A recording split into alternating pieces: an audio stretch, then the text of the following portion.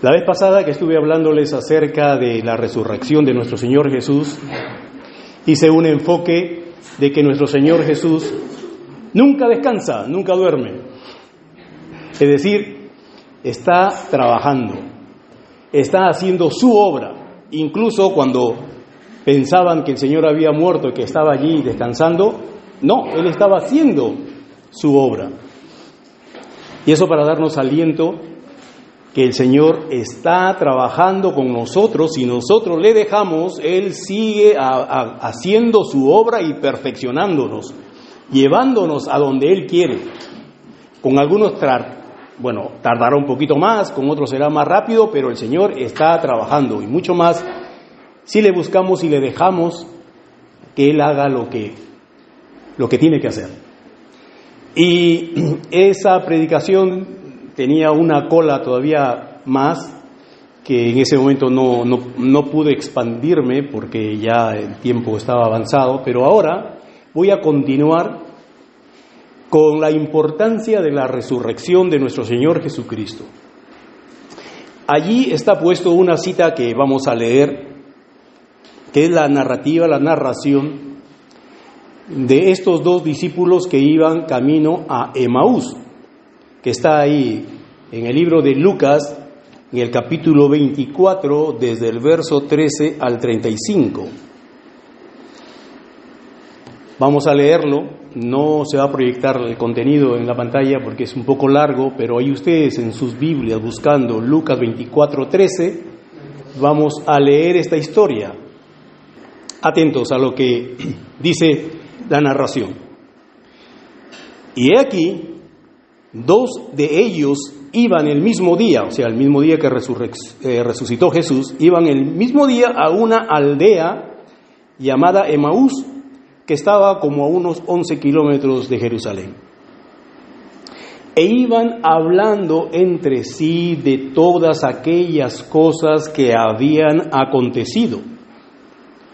Sucedió que mientras hablaban y discutían entre sí, Jesús mismo se les acercó y caminaba con ellos. Mas los ojos de ellos estaban velados para que no lo conociesen. Y les dijo: ¿qué pláticas son estas que tenéis entre vosotros mientras camináis? ¿Y por qué estáis tristes? Respondiendo uno de ellos, que se llamaba Cleofas, le dijo: ¿eres tú el único forastero en Jerusalén que no ha sabido las cosas que en ellas han acontecido en estos días? Entonces él les dijo: ¿qué cosas? Y ellos le dijeron: de Jesús Nazareno, que fue varón profeta, poderoso en obra y en palabras delante de Dios y de todo el pueblo. Y cómo lo entregaron los principales sacerdotes y nuestros gobernadores a sentencia de muerte y le crucificaron. Pero nosotros esperábamos que Él era el que había de redimir a Israel. Y ahora, además de esto, ya hace 3 días que esto ha acontecido. Aunque también nos han asombrado unas mujeres de entre nosotros, las que antes del día fueron al sepulcro, y como no hallaron su cuerpo, vinieron diciendo que también habían visto visión de ángeles, quienes dijeron que Él vive. Y fueron algunos de los nuestros al sepulcro, y hallaron así, como las mujeres habían dicho, pero a Él no le vieron. Entonces Él les dijo: oh insensatos y tardos de corazón para creer todo lo que los profetas han dicho. ¿No era necesario que el Cristo padeciera todas estas cosas y después ser glorificado, entrar en su gloria? Y comenzando desde Moisés y siguiendo por todos los profetas, les declaraba en todas las escrituras lo que de Él decían. Llegaron a la aldea donde iban, y Él hizo como se iba más lejos, Mas ellos le obligaron a quedarse, diciéndole: quédate con nosotros, porque ya se hace tarde, el día ya ha declinado. Entró pues a quedarse con ellos. Y aconteció que estando sentados con ellos a la mesa, tomó el pan, lo bendijo, lo partió y lo repartió y les dio. Entonces les fueron abiertos los ojos y le reconocieron, mas él se desapareció de su vista. Y se decían el uno al otro: ¿no ardía nuestro corazón en nosotros mientras nos hablaba en el camino y cuando nos abría las Escrituras? Y levantándose en la misma hora, volvieron a Jerusalén y hallaron a los 11 reunidos y a los que estaban con ellos, que decían: ha resucitado el Señor verdaderamente y ha aparecido a Simón. Entonces ellos contaban las cosas que les había acontecido en el camino y cómo le habían reconocido al partir el pan. Bien, estos dos hombres eran seguidores de Jesús, pero ahora eran seguidores de un Jesús muerto, porque su líder, su guía, a quien escuchaban, había sido entregado a sentencia de muerte y le habían crucificado ya hace 3 días, y ellos estaban allí en esa condición, haciéndose preguntas y tristes, porque su Jesús ya estaba muerto. Y en este relato podemos ver una descripción acerca de ellos, un antes y un después. En esta descripción primera vamos a encontrar palabras como insensatos, tardos para creer las Escrituras, tienen los ojos velados y están llenos de preguntas y tristes. Bien, estas palabras están describiendo a estos seguidores de Jesús que tienen dentro de sí la creencia que Jesús estaba muerto. Y la primera palabra que les dice es insensatos. Una palabra fuerte. ¿A quién le gusta que le digan insensato? Pero Jesús lo utiliza, ya lo ha utilizado otras veces. Cuando se refirió, por ejemplo, al hombre que teniendo todo para edificar una casa, lo edificó, pero bajo la base de arena. Edificó su casa sobre arena y a ese lo llamó un insensato, un necio. También emplea Jesús esta palabra para describir a 5 de las 10 vírgenes, 5 insensatas que teniendo todo no lo aprovecharon. Es decir, tenían lámparas, tenían aceite y estaban sus lámparas encendidas, pero su insensatez estaba en que no se habían provisto de combustible para el reemplazo, que no habían adquirido combustible para reponer las lámparas cuando ese aceite se queme, se consuma, porque es normal. El aceite es combustible y te sirve mientras hay para alumbrarte, pero después se va a acabar y no te has aprovisionado de nuevo combustible. Aceite que para nosotros significa esa relación, esa intimidad con el Señor, esa comunión, esa palabra fresca que Dios nos pueda dar, esa relación con Dios que mantiene una vida victoriosa. Aceite, combustible, que nos hace brillar, que nos hace calentar, que nos hace alumbrar, que nos sigue haciendo arder. Y el que no se ha provisto es un insensato. Teniendo todo, no te has hecho de ese aceite que lo vas a necesitar. Entonces, quien no tiene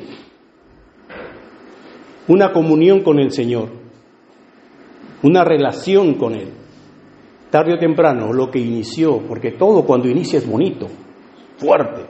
Cuando tú entras a los conocimientos del Señor, te entregas al Señor, tu pasión por el Señor está ardiendo, es fuerte.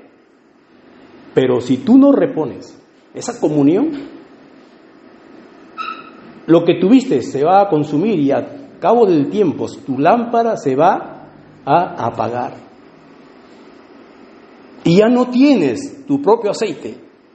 ¿Cómo te alumbras? Con la luz de los otros. Cuando tú vienes aquí a la iglesia y pides, por favor, ora por mí, está bien apoyarnos en oración, siempre lo hacemos, pero cuando yo he escuchado, porque me lo han dicho, ora tú porque a mí no me escucha el Señor. Cuando tú vienes aquí a la iglesia para alabar a Dios, cuando tú vienes aquí a la iglesia a buscar lo que no tienes afuera en tu casa, entonces tú estás con una lámpara apagada y vienes aquí para utilizar lo que otros tienen. Y eso es una insensatez, porque tú lo puedes tener, sino que no te das el tiempo, el sacrificio, pagar el precio para tenerlo. Una insensatez que tenían estos hombres, que teniendo la palabra del Señor, porque a estos hombres, estos discípulos que hemos leído en el relato, tenían la advertencia repetida de Jesús que estas cosas iban a acontecer y que Él iba a resucitar, pero no hicieron caso, no lo tomaron. Tenían todo, pero no lo utilizaron. Por eso les llama el Señor insensatos. La segunda descripción es tardos para creer lo que las Escrituras dicen. No lo crees, eres muy lento para creerlo, para aceptarlo. Vives de tu lógica y no de lo que el Señor dice. Estos hombres, estos discípulos, dijeron, nosotros pensábamos que Él iba a redimir a Israel, pero lo han matado. Yo antepongo lo que yo creo antes de lo que la palabra dice que es. Tardos para creer lo que la Escritura dice.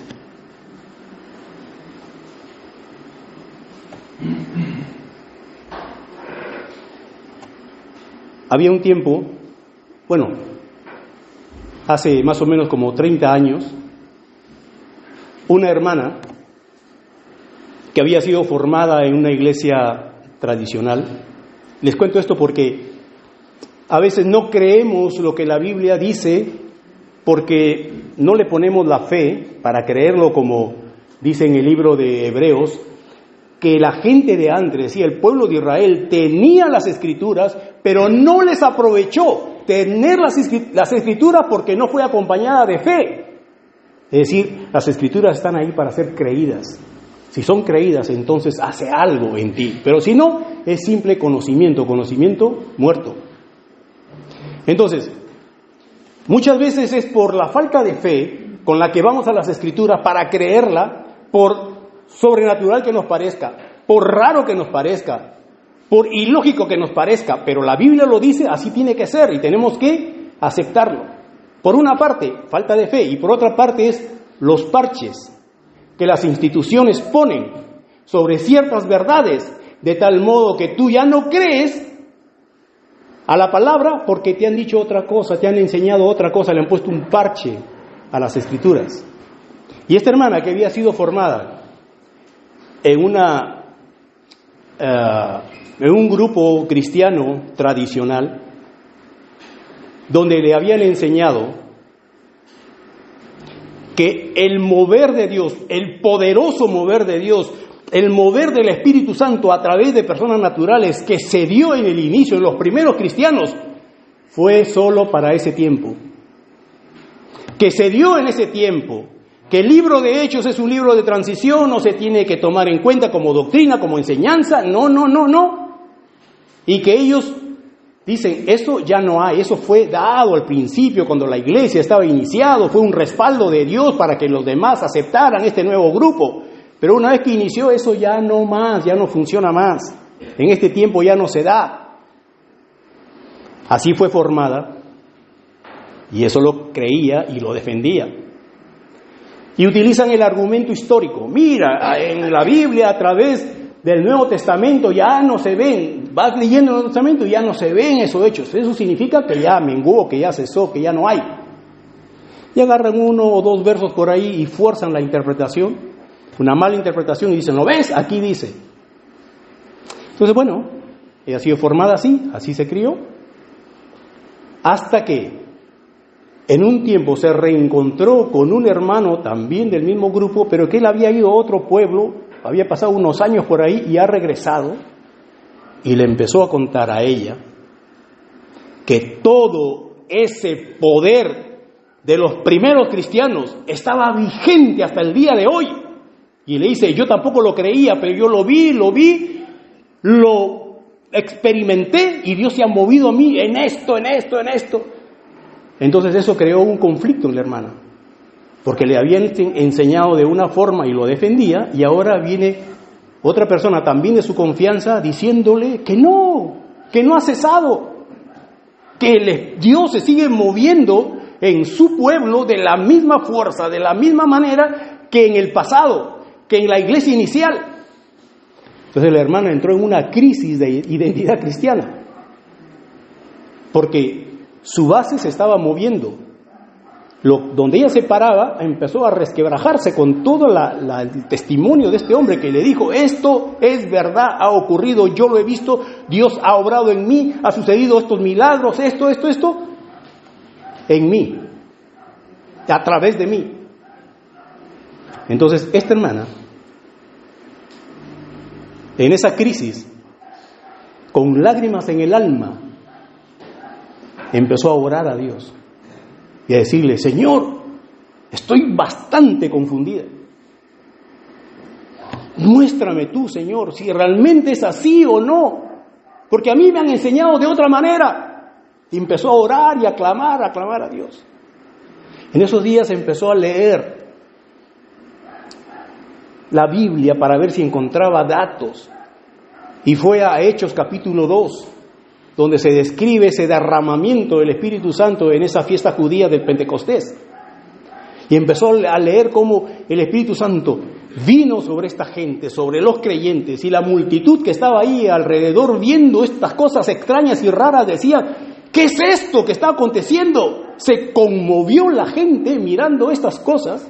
Bueno, se preguntaban, ¿qué es esto? Algunos se burlaban diciendo que están borrachos.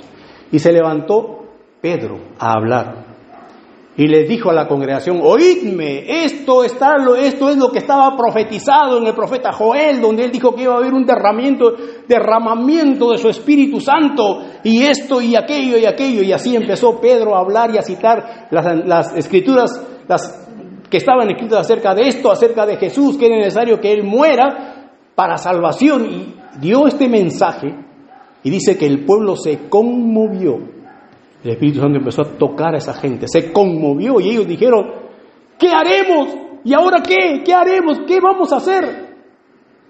Y Pedro les dijo, arrepentíos y bautícense para perdón de pecados y recibiréis el don del Espíritu Santo. Como están viendo ustedes que está sucediendo, eso es para ustedes. Y sigue el verso diciendo, y esta promesa es para vosotros, para ellos. Y lo agranda, dice, y para vuestros hijos, judíos y sus descendientes. Y añade, y para cuantos estén lejos, para los que no son judíos, para los gentiles, para todos aquellos cuanto el Señor llamare. Amén. Y esta palabra entró en ella, le alumbró el corazón y dijo, esto es para mí. Aquí está la evidencia. Que el Señor ha dicho que eso que se está sucediendo en esos primeros tiempos, iba a continuar, y ese es el plan de Dios, que su iglesia trabaje en un poder sobrenatural, poder del Espíritu Santo. Entonces, muchas veces sí que nos falta fe para aceptar lo que la palabra dice, pero otras veces hay parches que nos ponen otras instituciones, otros grupos que nos enseñan cosas diferentes. Y simplemente lo aceptamos sin averiguar, sin sondear, sin investigar, sin estudiar qué es. Entonces, lo que le estaba sucediendo a estos discípulos ahí camino a Emaús, que eran tardos para creer lo que las Escrituras dicen, les había provocado en ellos un velo en los ojos, estaban velados, no veían. El Señor Jesús se le acercó a ellos, conversó con ellos, pero ellos no se dieron cuenta que era el Señor Jesús. ¿Por qué? Porque sus ojos estaban velados. El Señor, el poderoso Señor Jesús, el maravilloso Señor Jesús, resucitado, estaba a su alrededor, pero ellos no se dieron cuenta. Y así sucede en los creyentes que están con los ojos velados. Dios está moviendo alrededor de ellos y ellos no se dan cuenta. Otros dicen, oye, ¿cómo se movió el Señor en el culto? ¿Viste lo que pasó? Pero otros dicen, no, yo no vi nada, yo estaba ahí, no he visto nada. Porque tienen los ojos velados, no perciben cuando Dios se mueve. Y no solamente tenían los ojos velados, sino también estaban con un corazón triste, lleno de preguntas y con un corazón triste. Porque eso produce no tener comunión, intimidad, no tener presencia de Dios, no tener la fe para creer las Escrituras, trae una vida que es apagada, una vida que es solitaria. Y ahora que estoy solo, no sientes la presencia de Dios, no sientes su compañía, su protección, y lo que se mete en tu corazón es inseguridad. ¿Y ahora qué? Y una frustración. Nosotros pensábamos esto, pero mira ahora qué. Cuando no hay una presencia real y fuerte dentro del creyente, lo que te viene también es esa soledad, esa inseguridad, esa frustración, se te mete la depresión, porque es un campo que está vacío, un campo que no está lleno de la presencia de Dios, de su poder, de su ánimo, de su presencia, de su poder que te fortalece para una vida victoriosa. Eso es un descuido que trae el no creerle al Señor. Vivir una vida insensata teniendo todo y no aprovecharte de ello, de estar con los ojos velados, te provoca esa vida insegura. Ahora, esta historia es un símil, o decir, es una ilustración, una figura de lo que está sucediendo con muchos creyentes en la actualidad, que también por su falta de creer las Escrituras, les pasa lo mismo. Tienen esos ojos velados y ese corazón vacío, triste, frustrado. Así que, cosas que están en las Escrituras, que no lo creen, pues no lo buscan. Porque no lo creen, no lo buscan. Y si no lo buscan, no lo tienen, no lo reciben. Y ahora, el cambio. Miren, yo había puesto las palabritas ahí para ir siguiendo, pero se me ha ido. Me he emocionado. Vale. Ahora el cambio. El Señor Jesús interviene porque no quiere seguidores con ojos velados. No quiere seguidores suyos tristes. No quiere creyentes apagados, opacados, ni mucho menos creyentes insensatos. Así que Él se les acerca y empieza a abrir las Escrituras. El Señor les va a abrir los ojos y utiliza las Escrituras. Y empieza a abrir las Escrituras. Desde Moisés les empieza a mostrar, mira lo que dice aquí, lo que dice acá. A través de los profetas, mira lo que dijeron ellos, que iba a pasar con el Cristo y que Él también resucitaría y todo lo demás, mostrándole con las Escrituras. Y al final les da un ejemplo práctico. Él mismo se queda ahí con ellos a participar de la mesa, toma el pan, como muchas veces ellos lo habían visto hacer, tomar el pan, bendecirlo, partirlo y repartirlo. Así que el Señor utiliza las Escrituras y después le da un testimonio vivo, real, de que Él está vivo. Y cuando la palabra es usada de una manera correcta, cuando la palabra es interpretada de una manera correcta y es aplicada de una manera correcta, tu corazón vibra. Amén. Fuego en el corazón. No sé si te ha pasado, que tú sientes que arde tu corazón cuando escuchas ciertas palabras del Señor. Porque te está llegando, es una respuesta, porque la estás creyendo, la estás recibiendo, palabra viva. Y el Señor Jesús hizo eso justamente con la palabra. La aplicó de una manera correcta, la interpretó de una manera correcta y el corazón de estos discípulos estaba vibrando por el Señor. Y cuando dio la evidencia de que Él estaba vivo, su vida cambió. Afuera tristezas, afuera soledad, afuera frustración. Corriendo se regresaron a ver a los discípulos para contar que el Señor vive.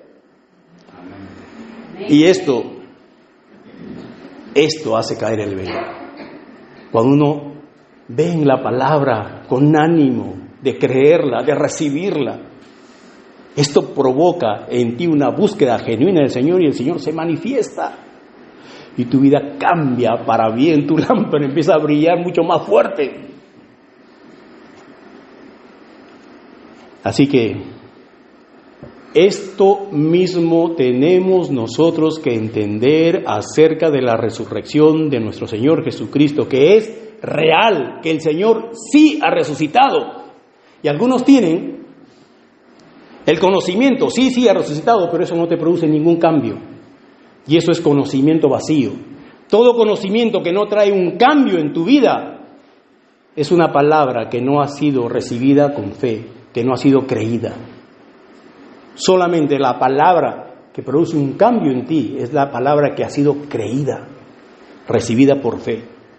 Conocimiento vacío que no cambia es una palabra que está siendo tarda para ser creída. Quiero llevarte a 2 versos para terminar. Que está en Romanos capítulo 4, verso 25. Hablando de la resurrección de Jesús y su importancia. Dice el verso, el cual, o sea Jesús, fue entregado, o sea fue muerto, por nuestras transgresiones y resucitado para nuestra justificación. ¿Para qué sirvió la resurrección de Jesús? Para nuestra justificación.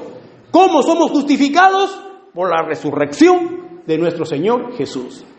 Pero en el siguiente verso, que ya es el 5:1, dice, justificados pues por la fe, tenemos paz para con Dios por medio de nuestro Señor Jesucristo. Entonces dice aquí, pero espérate, si la resurrección es para nuestra justificación, aquí está diciendo que la fe es la que nos justifica. Claro, porque en una relación con Dios intervienen 2 entes, Dios y el hombre.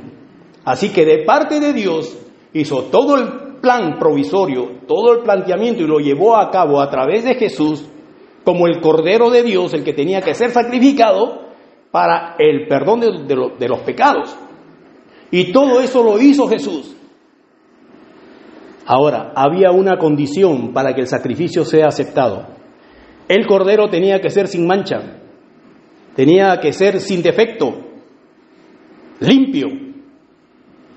Si el Cordero que se hubiese ofrecido para sacrificio hubiera tenido defecto, no hubiese sido aceptado. Y la resurrección probó que el Cordero y su sacrificio fue aceptado. Si Jesús hubiese muerto con algún pecado, no resucitaba. No resucitaba. Así que la resurrección de Jesús fue la garantía de que el sacrificio presentado anteriormente fue aceptado por el Padre. Así que la resurrección probó que la justificación que Dios ha provisto estaba hecha.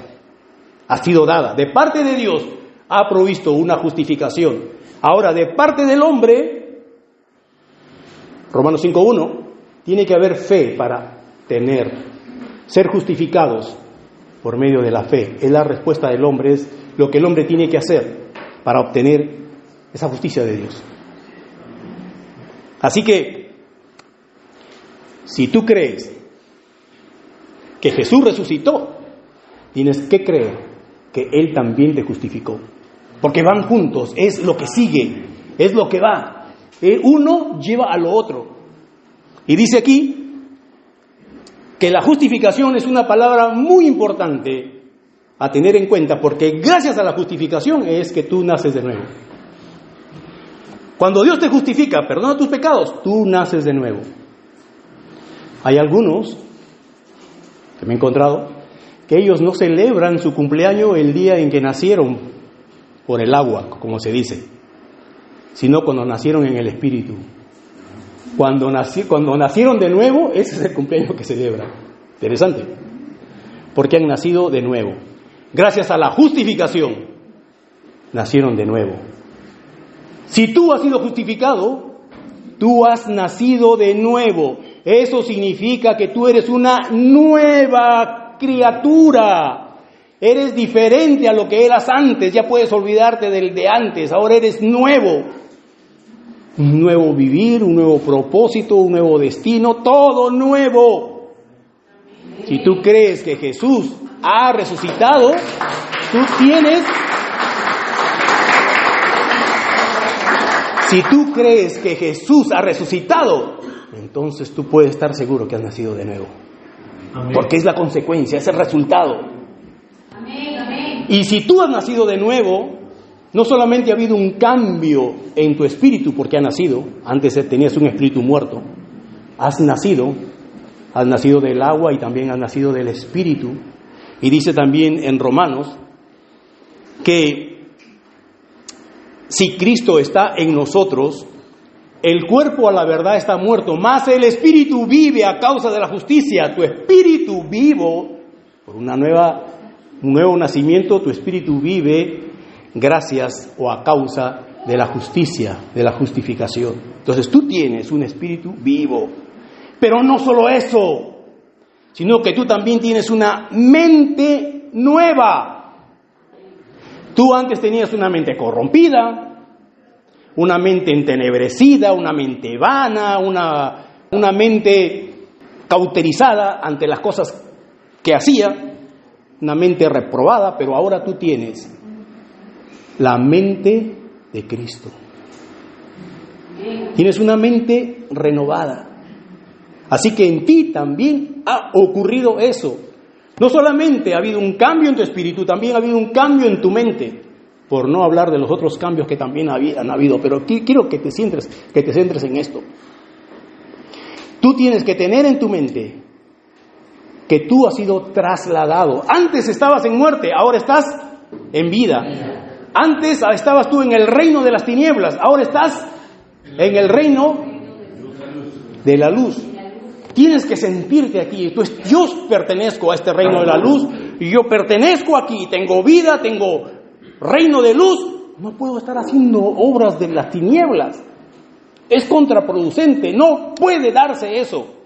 Si tu mente ha cambiado, si tú tienes una mente renovada, si tú tienes la mente de Cristo, tienes que comportarte de acuerdo a esa nueva posición que el Señor te ha dado. Si el Señor Jesús estuviera aquí en medio nuestro ahora, conversando con cada uno de nosotros, ¿qué pasaría?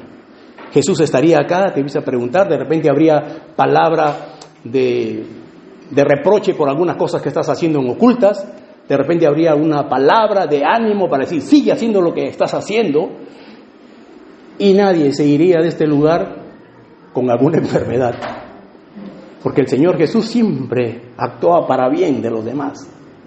Ahora no está Él, pero estás tú, que tienes su mente para hacer las obras que Jesús quisiera hacer si Él estaría aquí. Así que todos nosotros estamos capacitados para pensar de la misma manera que pensó Jesús.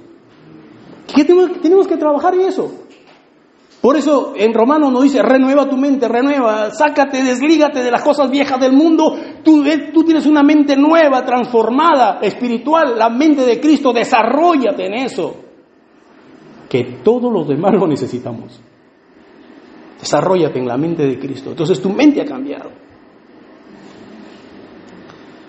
Ahora, qué bueno la palabra de Dios. Si tú has resucitado, como dice en Colosenses, si has resucitado, busca las cosas de arriba, donde está Cristo. Pon la mira en las cosas de arriba y no en lo de la tierra. Ahora, si Cristo, es decir, en ti, si tú realmente crees que Cristo ha resucitado, tienes que saber que eres una nueva criatura que tiene una nueva mente. Tienes que creerla y tienes que comportarte en ese sentido, comportarte de esa manera. Si tu vida no ha cambiado, si tu vida sigue siendo la misma de antes, tú tienes el conocimiento que Jesús ha resucitado, pero no lo crees.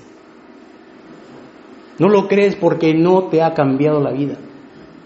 Solamente el que lo cree, realmente lo cree en fe, también cree que es una nueva criatura, también cree que tiene la mente de Cristo y que puede alcanzar muchas cosas. Amén. Si Cristo realmente ha resucitado, debe haber una evidencia en tu vida que así es. Y si no, estás con los ojos vendados. Y si no, pues todavía no te ha alumbrado la palabra del Señor en ese sentido.